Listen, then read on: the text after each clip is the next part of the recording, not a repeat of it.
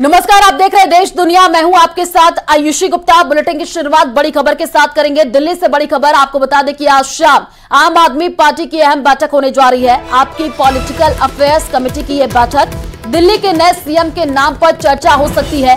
केजरीवाल के इस्तीफे के ऐलान के बाद पीएसी की यह पहली बैठक जो है बुलाई गई है। शाम 5:30 बजे सीएम आवास पर पीएसी की ये बैठक होगी। तो इस वक्त की ये बड़ी जानकारी आपको दे रहा है। आज जो है ये बैठक काफी महत्वपूर्ण है, जिसमें चर्चा विमर्श किया जाएगा कि दिल्ली का अगला सीएम कौन होगा। शाम 5:30 बजे सीएम आवास पर पीएसी की यह बैठक होनी है। आपकी पॉलिटिकल अफेयर्स कमेटी की यह बैठक काफी महत्वपूर्ण मानी जा रही है।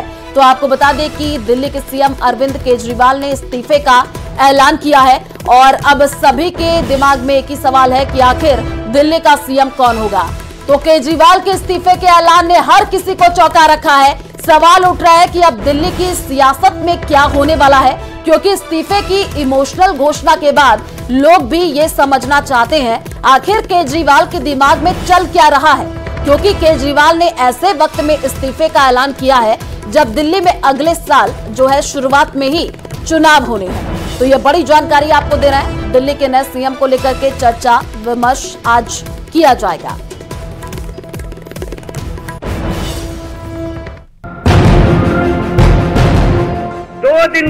आज से 2 दिन के बाद मैं सीएम की कुर्सी से इस्तीफा देने जा रहा हूं। बाहर आके इस्तीफा देने की बात क्यों हो रही है, और ये 48 घंटे बाद की बात है।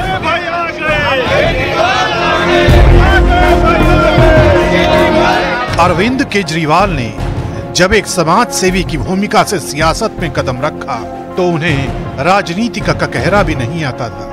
लेकिन शराब घोटाले में करीब 177 दिन तक जेल में रहने के बाद जब केजरीवाल बाहर आए तो उनके इस्तीफे के ऐलान की खबर ने न सिर्फ हर किसी को चौंका दिया, बल्कि ये भी साबित कर दिया कि उन्हें राजनीति की पूरी वर्णमाला का ज्ञान हो चुका है।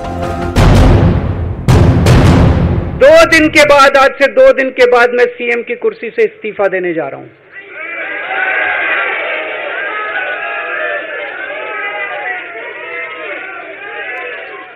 और मैं तब तक सीएम की कुर्सी पे नहीं बैठूंगा जब तक जनता अपना फैसला ना सुना दे। मैं जनता के बीच में जाऊंगा, गली गली में जाऊंगा, घर घर में जाऊंगा, और जब तक जनता अपना फैसला ना सुना दे कि केजरीवाल ईमानदार है, तब तक मैं सीएम की कुर्सी के ऊपर नहीं बैठूंगा। लेकिन सीएम अरविंद केजरीवाल ने इस दौरान 48 घंटे की मोहलत वाला जिक्र किया तो सवाल भी उठना तय था कि आखिर ऐसी क्या मजबूरी थी कि अरविंद केजरीवाल को इस्तीफे के ऐलान का फैसला लेना पड़ा, क्योंकि कोर्ट ने भले ही केजरीवाल को जमानत दी है, लेकिन उस बेल के साथ कुछ शर्तें भी जोड़ी गई हैं, और ये शर्तें ऐसी हैं जिन्होंने केजरीवाल के हाथ बांध दिए हैं।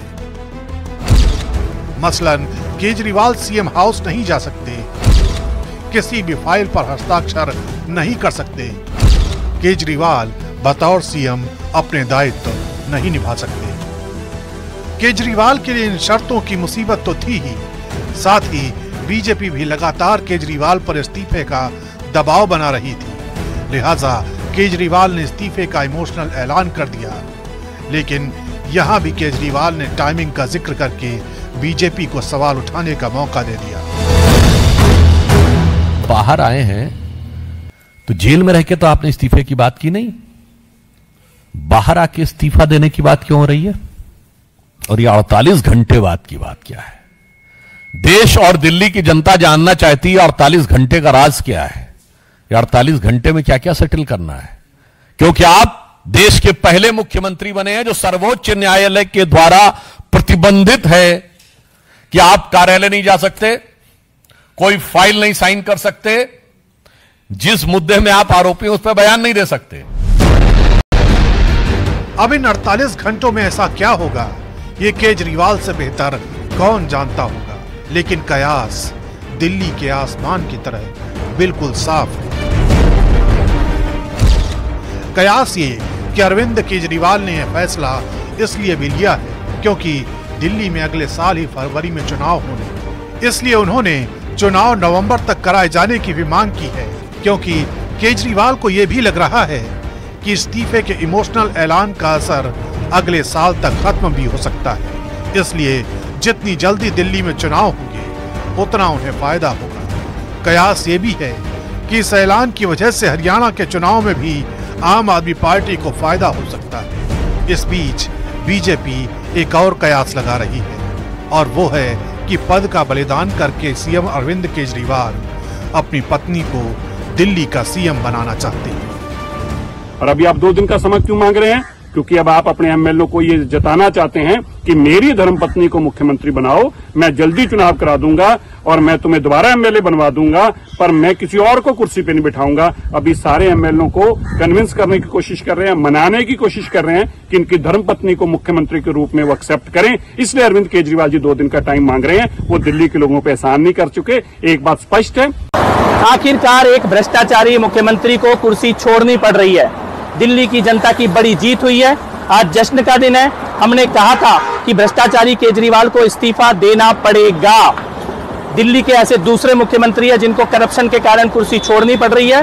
पहले शीला हारी है, अब केजरीवाल की बारी है। ये वो आदमी है जो जेल के अंदर से भी इस्तीफा देने को तैयार नहीं थे। कह रहे थे कि मैं जेल से ही सरकार चलाऊंगा, लेकिन आज सुप्रीम कोर्ट का डंडा पड़ा है। अरविंद केजरीवाल को कुर्सी छोड़नी पड़ रही है। दिल्ली के सियासी तिकड़म के बीच अरविंद केजरीवाल के गुरु और समाज सेवी अन्ना हजारे का भी रिएक्शन आया है। उन्होंने अरविंद केजरीवाल के इस्तीफे के ऐलान पर तंज कसा है। मी पहिल्यापासून सांगत होतो, राजकारणात जाऊ नको, सेवा करायची समाजाची, देशाची, हे मी सांगत येतो, पण त्याला पटलं नाही। दिल्ली की सियासत का ये सारा घटनाक्रम अभी तक यही बता रहा है कि केजरीवाल जो कुछ कर रहे हैं वो बेहद सोचा और समझा हुआ दांव है। लेकिन सवाल है कि आखिर सियासी दांव का आम आदमी पार्टी के भविष्य पर क्या असर होता है, क्योंकि जिस शराब घोटाले ने अरविंद केजरीवाल, मनीष सिसोदिया जैसे धुरंधरों को जेल की हवा खिलाई है, उसने पार्टी की छवि पर एक बड़ा बट्टा लगाया।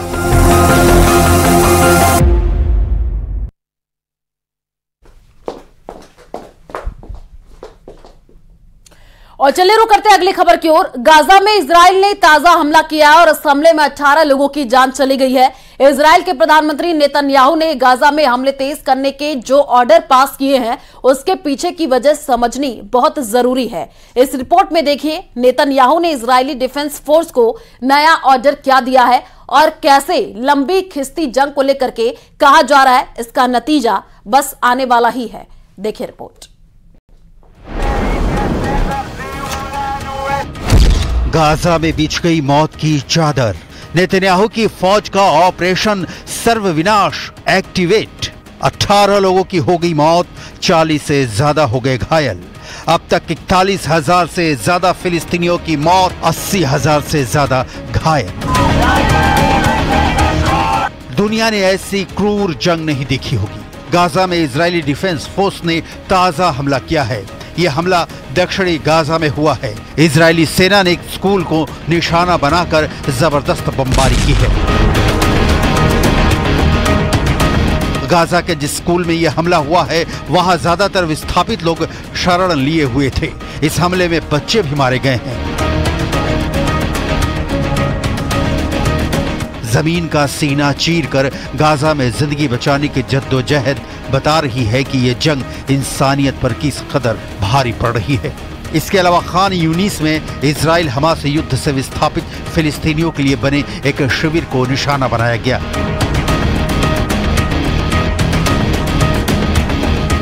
इजराइल के प्रधानमंत्री बेन्यामिन नेतन्याहू जल्दी में हैं। गाजा को मिट्टी में मिला देने की जल्दी में नेतन्याहू की फौज ने गाजा पर हमले और तेज कर दिए हैं। नेतन्याहू की जल्दी की कई वजहें हैं। पहली वजह, 11 महीनों की लंबी जंग से इजराइल की जनता उकता चुकी है। दूसरी वजह, नेतन्याहू को लेकर इजराइल की जनता इस पर विमर्श कर रही है कि वो बंधक संकट सुलझाने में फेल साबित हुए हैं। तीसरी वजह, नेतन्याहू के खिलाफ उनकी कैबिनेट में भी विरोध की आवाजें उठने लगी हैं। चौथी वजह, नेतन्याहू के खिलाफ इजराइल में विरोध प्रदर्शन शुरू हो चुके हैं। पांचवी वजह, इंटरनेशनल बिरादरी से नेतन्याहू पर आम फिलिस्तीनियों की मौत को लेकर सवाल उठ रहे हैं।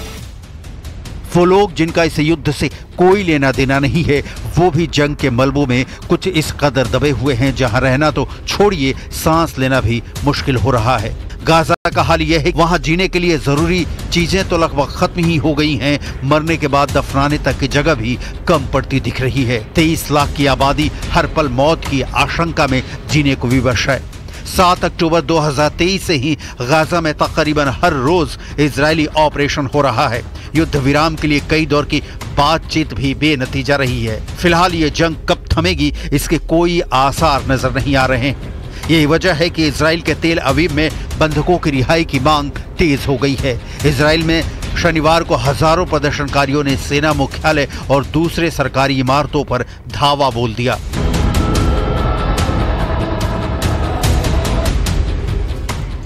इस दौरान प्रदर्शनकारियों ने प्रधानमंत्री नेतन्याहू के खिलाफ नारेबाजी की और गाजा में बंधक बनाए गए 100 से ज्यादा बंधकों की रिहाई के लिए हमास के साथ शांति बनाने का दबाव डाला।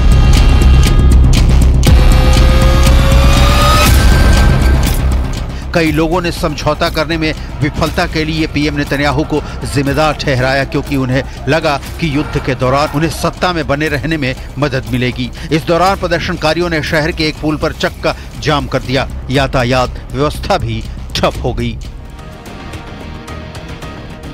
प्रदर्शनकारियों में अब वो लोग भी शामिल थे जिनके अपने हमास के चंगुल में बंधक हैं। इस दौरान नाराज प्रदर्शनकारियों ने गुलाबी धुएं वाले पटाखे जलाकर और बंधकों की तस्वीरों के साथ अपना विरोध दर्ज कराया। ये भी कहा कि जब तक बंधकों की रिहाई नहीं हो जाती, उनका विरोध प्रदर्शन जारी रहेगा। 7 अक्टूबर 2023 को हमास के लड़ाकों ने इजराइल में घुसकर 250 इजरायली और विदेशी नागरिकों को बंधक बना लिया था। इजराइल ने युद्ध छेड़ दिया, लेकिन बंधक छुड़ाने की कोशिश में अब तक 41,000 से ज्यादा फिलिस्तीनी मारे जा चुके हैं और जिस हमास के अंतिम आतंकी के मारे जाने तक जंग जारी रखने का नेतन्याहू ऐलान कर रहे हैं, वो हमास का आखिरी आतंकी अब भी इजरायली डिफेंस फोर्स की बंदूक की गोली से बहुत दूर दिख रहा है। जाहिर है नेतन्याहू मुश्किल में है। संयुक्त अरब अमीरात ने भी इजराइल से मुंह फेरा। यूएई ने कहा है कि अगर इजराइल अलग फिलिस्तीन देश नहीं बनाता तो वो जंग के बाद के उनके प्लान का समर्थन नहीं करेंगे। यूएई के विदेश मंत्री अब्दुल्ला बिन जायद अल नहान ने सोशल मीडिया पर इसकी जानकारी दी। इजरायली पीएम नेतन्याहू ने मई में जंग के बाद गाजा के लिए एक प्लान जारी किया था। नेतन्याहू का कहना है कि इसके जरिए गाजा का विकास होगा। प्लान जंग खत्म होने की तारीख से लेकर साल 2035 तक के लिए था। इसे 3 स्तरों में बांटा गया था। प्लान के मुताबिक गाजा में इजराइल कब्जे के बाद फिलिस्तीन की सरकार होगी। इसे यूएई, सऊदी अरब, मिस्र, बहरीन और जॉर्डन जैसे अरब देशों का एक गठबंधन मॉनिटर करेगा। इजरायली प्लान में गाजा के पोर्ट्स में निवेश से लेकर सौर ऊर्जा और इलेक्ट्रिक कारों की मैन्युफैक्चरिंग जैसी कई योजनाओं का जिक्र है। नेतन्याहू के इस प्लान से भड़के यूएई ने कहा है कि इजरायली पीएम नेतन्याहू के पास इस तरह की कोई भी योजना लागू करने का हक नहीं है, ना ही वो ऐसा कोई और फैसला कर सकते हैं। गाजा के लिए नया प्लान जारी करने से पहले यूएई से चर्चा नहीं की गई थी। इसके अलावा यूएई ने ऐसे किसी भी प्लान का समर्थन करने से इनकार कर दिया है जिसमें जंग के बाद गाजा पट्टी पर इजरायली कब्जे का जिक्र हो। यूएई के विदेश मंत्रालय ने कहा, जब गाजा में एक ऐसी फिलिस्तीनी सरकार बनेगी जो आजाद होगी और वहां के लोगों की उम्मीदों को पूरा करेगी, तब हम उसे पूरी तरह से समर्थन देने को तैयार हैं। इससे पहले यूएई ने जुलाई में गाजा में जंग खत्म होने के बाद वहां एक टेम्पररी इंटरनेशनल मिशन की मांग की थी। यूएई ने कहा था कि इस मिशन के लिए जंग के बाद बनी फिलिस्तीनी सरकार की तरफ से आधिकारिक अपील की जानी चाहिए। मिशन का काम इलाके में मानवीय जरूरतों को पूरा करना होगा।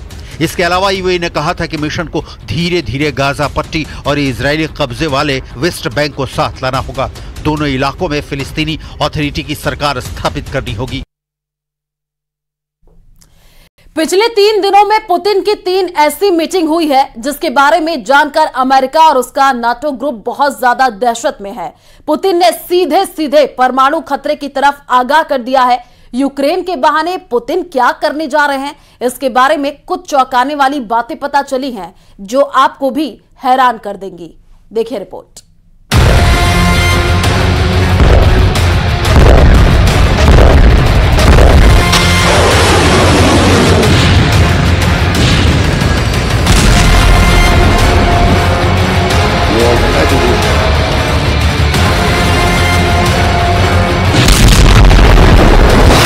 ज़ेलेंस्की की मिसाइल का जवाब एटम बम।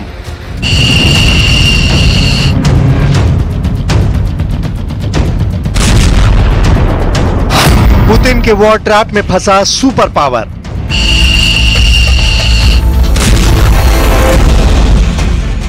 वॉशिंगटन को दहलाएगा पुतिन का मिसाइल मैन।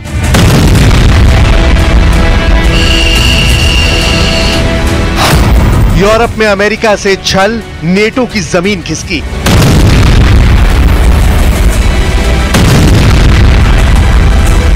रूस ने आर पार की जंग शुरू कर दी है। यूक्रेन के कई शहर आतिशी अग्निबाण की मार झेल रहे हैं। ओडेसा में पुतिन की क्लस्टर वॉरहेड के सीरियल धमाके शुरू हो चुके हैं। क्लस्टर वॉरहेड से लैस मिसाइलों की मार के साथ यूक्रेन के ओडेसा में शाहिद और कामिकेज से बारूदी रॉकेट की बौछार हो रही है। रूस ने यूक्रेन के ज़ापोरिजिया को KH-59 गाइडेड मिसाइल से दहलाया है। ज़ापोरिजिया और ओडेसा में बरस रहा बारूद रूस के क्राइमिया से शुरू हुए हमले के आगे कुछ भी नहीं।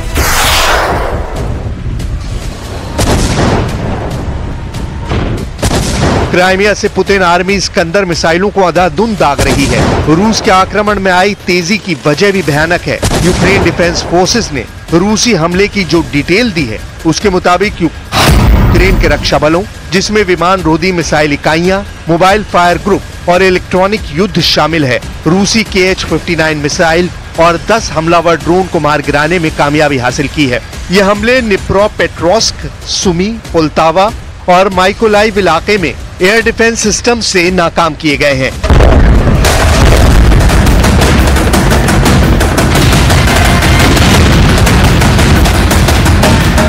14 सितंबर की शाम से रूस के हमले में तूफानी तेजी आई है। इन हमलों में यूक्रेन ने दावा किया है कि रूस ने प्रतिबंधित हथियारों का इस्तेमाल कर आम नागरिकों की जान ली है। ओडेसा में रूसी अटैक में एक नवविवाहित जोड़े की मौत की जानकारी भी यूक्रेन ने दी है। रूस के मिसाइल हमले में ओडेसा की बहुमंजिला इमारतों में बने दफ्तर तबाह हुए हैं। ओडेसा मिलिट्री चीफ ओले कीपर ने दावा किया है कि रूस ने ओडेसा के बाहरी इलाकों में ऐसी मिसाइलें दागी हैं जिनमें क्लस्टर वॉरहेड का इस्तेमाल हुआ है। क्लस्टर वॉरहेड ऐसा हथियार है जिसके एक वार से कई धमाके किए जाते हैं। असल में क्लस्टर बम लॉन्च होने के बाद धमाके से पहले कई छोटे बमों में बदलकर तबाही मचाता है। रूस युद्ध में पश्चिमी देशों के हथियारों के इस्तेमाल से भड़का हुआ है। यूक्रेन की मदद कर रहे अमेरिका और पश्चिमी देशों को क्लियर मैसेज देने के लिए पुतिन ने हमले की धार तेज कर दी है। हालांकि इसके बावजूद भी यूक्रेन को हथियारों की सप्लाई जारी है।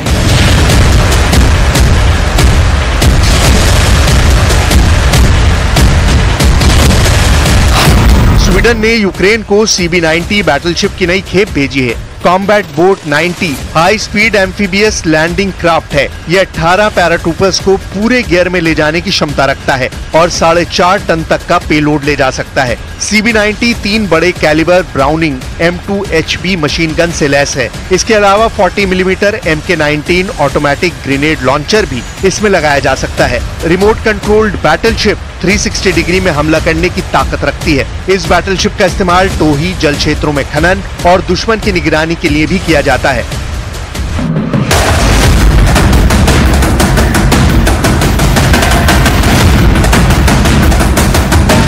काला सागर में ये बैटलशिप रूसी नेवी हमले का मुकाबला करेगी। यूक्रेन को मिल रहे घातक हथियारों ने रूस की टेंशन बढ़ा रखी है, जिसे रोकने के लिए प्रेसिडेंट पुतिन ने बहुत भयानक वार्निंग भी दी है। खुफिया सूत्रों ने दावा किया है कि वॉर जोन में ज़ेलेंस्की सेना लॉन्ग रेंज मिसाइल के हमले बंद नहीं करती है तो बहुत जल्द परमाणु धमाका भी मुमकिन है। इसी टेंशन को लेकर अमेरिका और ब्रिटेन में मैराथन मीटिंग का दौर भी चला है। ब्रिटेन के प्रधानमंत्री कीर स्टारमर और अमेरिकी राष्ट्रपति जो बाइडेन ने वॉशिंगटन में रूस यूक्रेन युद्ध पर लंबी बैठक की है, जिसमें दोनों लीडर ने यूक्रेन को लॉन्ग रेंज मिसाइल के हमले पर ब्रेक लगाने के लिए मनाने का प्लान बनाया है। बाइडेन स्टारमर मीटिंग में यूक्रेन को लंबी दूरी की अमेरिकी ATACMS और ब्रिटिश स्टॉर्म शैडो मिसाइलों के इस्तेमाल की मंजूरी देने पर गहन चर्चा हुई है। मीटिंग के बीच प्रेसिडेंट बाइडेन ने युद्ध में रूस की हार की भविष्यवाणी भी कर दी, क्योंकि यूक्रेन लंबे समय से अमेरिका और ब्रिटेन से लंबी दूरी तक हमला करने वाले हथियारों का इस्तेमाल करने की इजाजत मांग रहा है। यूक्रेन को लंबी दूरी की मिसाइलें इस्तेमाल की इजाजत भी दी गई है, लेकिन सिर्फ दुश्मनों के खिलाफ अपनी ही सीमा के भीतर। बाइडेन मानते हैं कि लॉन्ग रेंज मिसाइल वॉर में गेम चेंजर साबित हो सकती है।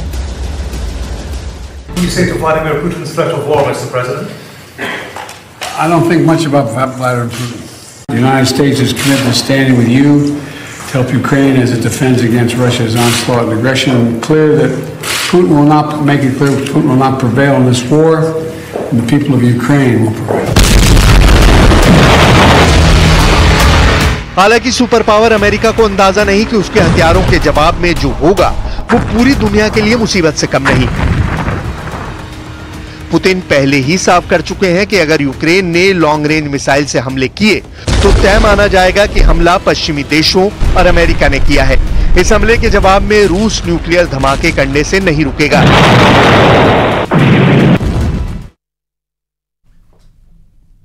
और उधर इस हमले के बीच परमाणु युद्ध का खतरा बढ़ गया है, क्योंकि आपको बता दें कि ब्रिटेन और अमेरिका ने लंबी दूरी की मिसाइल अटैक को ग्रीन सिग्नल दिया तो रूस भी परमाणु गोदाम खोलने में देरी नहीं करेगा। देखिए report.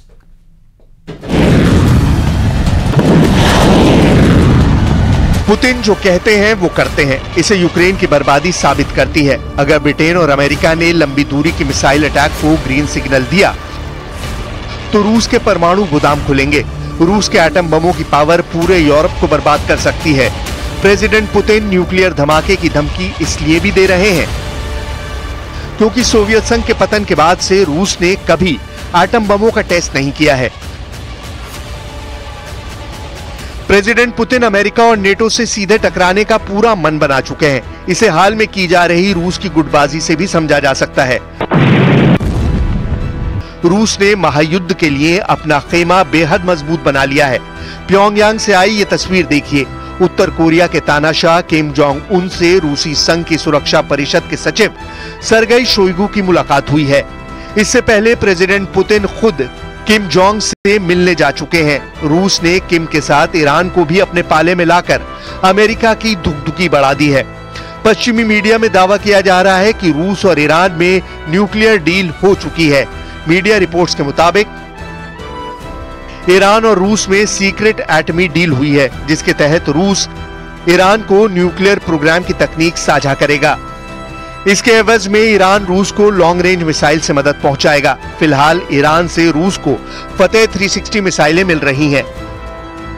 Kim Jong Un एटमी power रखते हैं। ईरान को रूस न्यूक्लियर पावर से लैस कर अमेरिका और ब्रिटेन के खिलाफ वॉर जोन में उतार सकते हैं।